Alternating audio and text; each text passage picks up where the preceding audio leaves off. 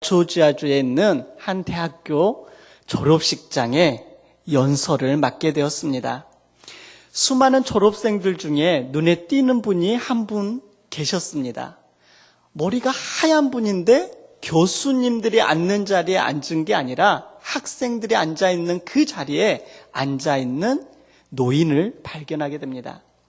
졸업식이 이 행사가 끝나고 이제 나이 들어 보이시는 그 할머니에게 다가갔습니다. 그래서 나이가 연세가 어떻게 되시는지 여쭈었습니다.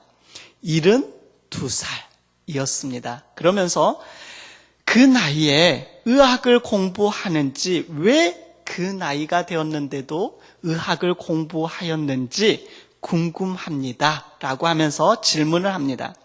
선생님, 의학을 공부하기 전에는 무엇을 하셨나요?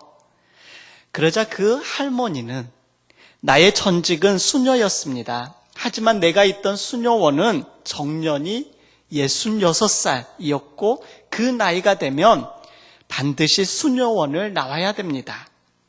이미 많은 나이인데 어째서 7년이라는 세월을 이 의사가 되는 일에 쓰겠다고 결심하셨습니까? 라고 다시 질문하였습니다. 그러자 그 할머니는, 그녀는 미소를 지으며 이렇게 말했습니다.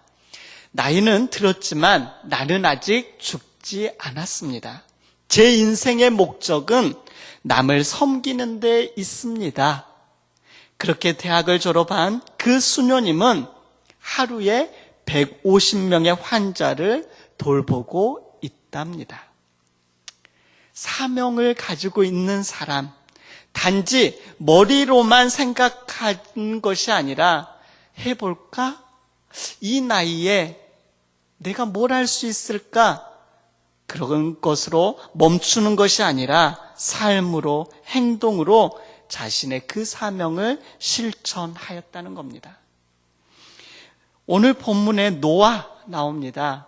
노아라는 인물이 나오는데 5장 32절에 보면 500세가 된 후에 셈과 함과 야벳을 낳았더라라고 성경은 말합니다. 저는 궁금했습니다. 5장에 족보가 나오거든요. 성경의 최초의 족보인데 다른 사람들은 몇 살의 아이를 낳았을까 궁금해서 오늘 다 찾아봤습니다. 아담은 130의 아들을 낳았고요. 셋은 105세, 에노스는 92세, 게나는 70세, 마할랄렐은 65세, 야렛은 162세, 에녹은 65세, 무두셀라는 187세, 라멕은 182세, 그리고 노아는 500세 된 후에 셈과 함과 야벳을 낳았더라. 기록되어져 있습니다. 아이를 낳은 나이가 500살이 지난 이후 다른 조상들에 비하면 엄청 늦었습니다. 당시 사람들에게 있어서 가장 큰 재산은 바로 자녀들, 특별히 아들들이었습니다. 노아는 500세가 된 이후에서야 새 아들을 얻었습니다. 아들이 재산이요, 아들들의 수가 그때 성공의 척도였던 시대를 감안한다면 노아는 500세가 될 때까지 실패자입니다. 노아 시대 이후에도 우리가 너무나도 잘 알고 있는 믿음의 조상 아브라함, 75세 하나님의 부르심을 받기까지 자식이 없었습니다. 아브라함 역시 그 시대의 실패자였습니다. 하나님께서는 실패자들도 눈여겨보시고 그들을 부르십니다. 혹시 나 자신을 나는 실패자야, 내가 뭘 할 수 있어 라고 생각하는 사람들, 오늘도 하나님은 우리를 부르시고 있음을 명심하십시오. 하나님의 부르심을 받았을 때 노아 시대는 어떠하였습니까? 인간 세상은 하나님 보시기에 제약과 포악함이 극에 달해 있었습니다. 그 폐역한 세상에서 한 사람은 달랐습니다. 바로 노아입니다. 하나님께서 노아에 대한 평가를 어떻게 하셨느냐? 6장 9절에 노아는 의인이요 당대의 완전한 자라 그는 하나님과 동행하였으며, 사랑하는 강서가족 여러분, 우리들도 하나님 앞에 서게 될 때 하나님이 평가하실 겁니다. 어떤 평가를 받게 될까요? 하나님, 이 땅에 보냄받은 우리들은 하나님 앞에 어떤 평가를, 지금 이 시간에 평가를 내리신다면, 그리고 죽게 되었을 때, 하나님 앞에 서게 되었을 때 하나님은 우리를 어떻게 평가할까요? 그런데 중요한 것은 우리에게도 사명이 있습니다. 노아 시대의 상황에 맞게 하나님은 노아에게 사명을 허락하셨습니다. 그리고 노아는 그 사명자의 삶을 살았습니다. 그 결과 노아는 온 인류의 제2의 시조가 되었습니다. 사명자로서의 노아는 사명자로서 어떻게 살았나요? 사명자로서의 노아를 통해 이 시대를 살아가는 우리들은 어떻게 살아가야 할지 말씀을 통하여 점검하십시다. 첫째, 노아는 하나님께 시선을 고정시킨 사람이었습니다. 창세기 6장 13절로 16절에 하나님은 노아에게 말씀하십니다. 모든 혈육 있는 자의 포악함이 땅에 가득함으로 그 끝날이 내 앞에 이르렀으니 내가 그들을 땅과 함께 멸하리라. 너는 고페르 나무로 너를 위하여 방주를 만들되 그 안에 칸들을 막고 역청을 그 안팎에 칠하라. 네가 만들 방주는 이러하니 그 길이는 300규빗, 너비는 50규빗, 높이는 30규빗이라. 거기에 창을 내되 위에서부터 한 규빗에 내고 그 문은 옆으로 내고 상중하 3층으로 할지니라. 방조 건조를 위해 고페르 나무를 사용하라고 합니다. 고대 근동 지역에서 그 고페르라는 나무는 선박 건조나 시체의 관으로 사용하였습니다. 방주는 오늘날 얼마나 큰 길이며 너비며 높이였을까요?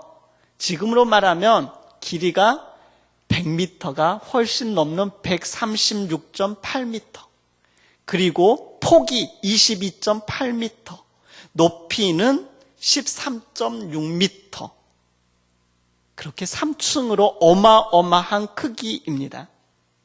그런데 중요한 것은 이 노아가 건조한 방주라는 그 히브리 원전에는 바로 테바라고 기록하고 있습니다. 테바라는 단어를 썼는데 그 이후에도 출애굽기 2장에 테바라는 단어를 또 한 번 씁니다.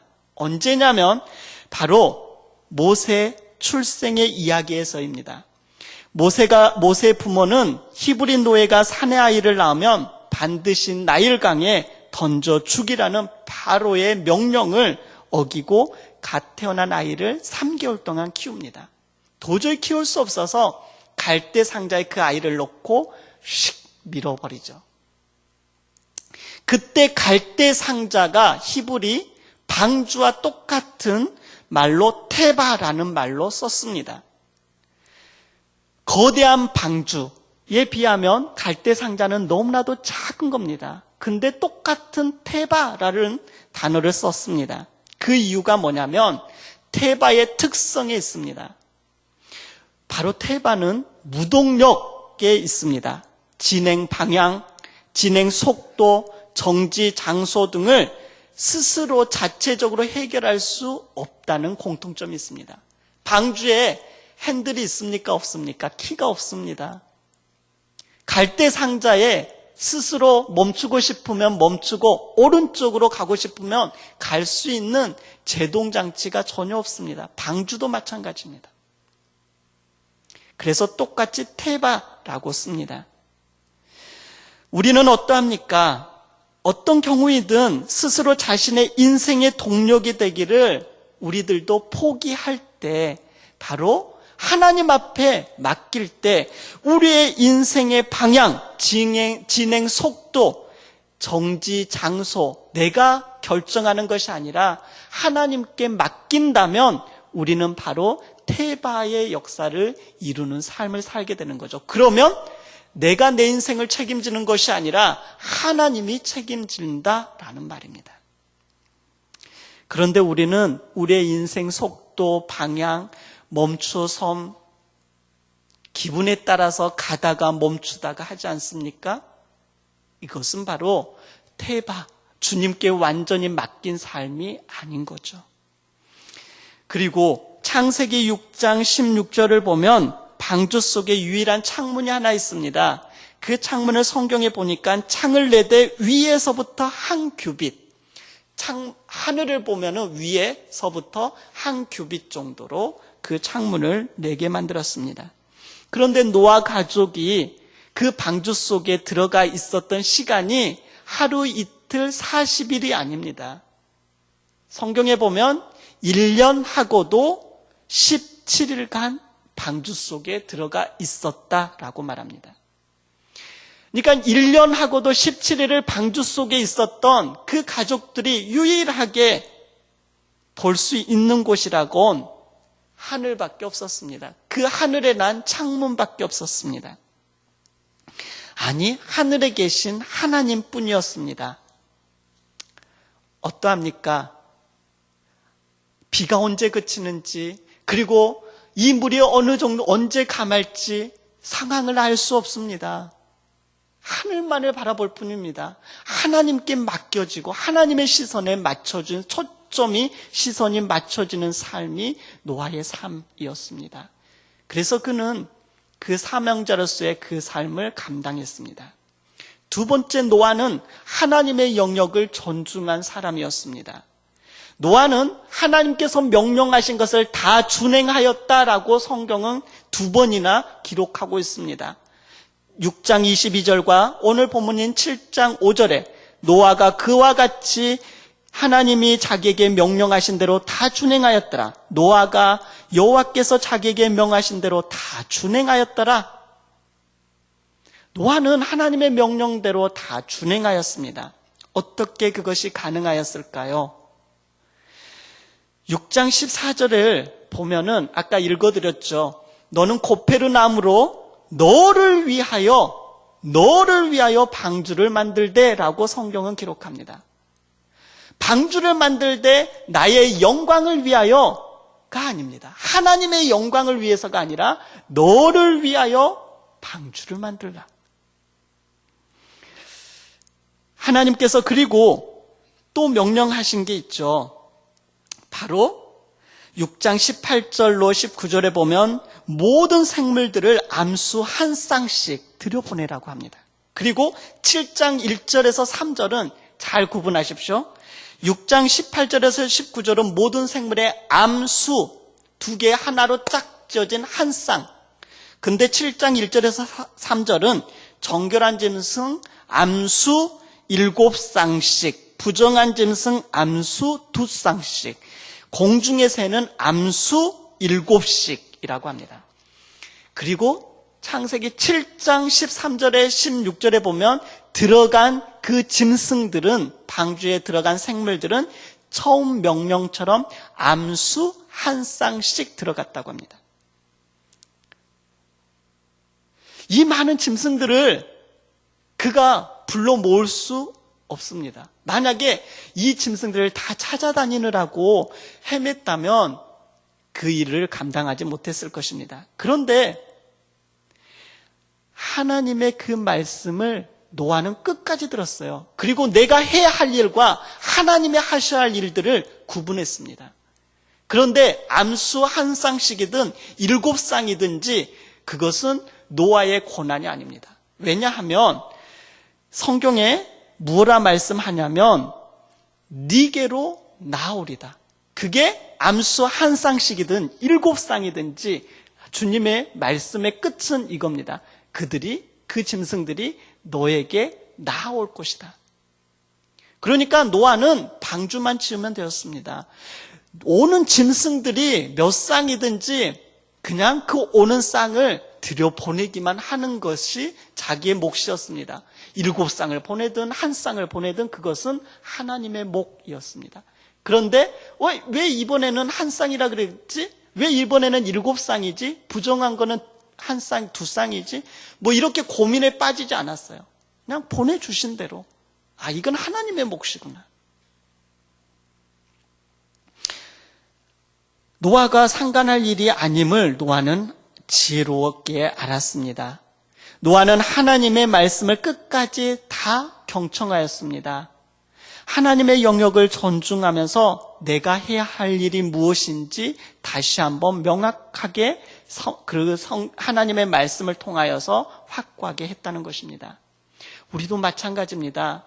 우리는 부름받은 사람으로서 하나님의 명령하신 그 말씀이 무엇인지, 내가 해야 할 일이 무엇인지, 하나님이 하셔야 할 일이 무엇인지 구분해야 합니다. 하나님의 해야 하실 영역까지 내가 간섭하고 내가 억지로 해서는 이루어질 수 없습니다. 세 번째, 노아는 인내의 사람이었음을 우리는 발견하게 됩니다. 노아의 방주는 뚝딱해서 만들어진 것이 아닙니다. 노아와 그의 가족들이 수십 년에 걸쳐서 만들었습니다. 자신의 전 재산을 들여서 사람을, 아마 일꾼들을 사서 방주를 만들기도 했을 것입니다. 완성했습니다. 그 완성 기간이 몇 년이 걸렸는지 모릅니다. 물론 하나님으로부터 부름받은 그때에서 홍수 때까지 약 120년이라는 시간이지만, 근데 언제 시작했다라고는 기록이 안 되어 있기에 아주 오랜 시간, 수십 년이 걸렸겠다라고 추측할 수 있죠. 그런데 7장 9절에 보면 노아 가족과 모든 생물들이 이제 방주 속으로 들어갑니다. 완성된 방주 속으로 들어갑니다.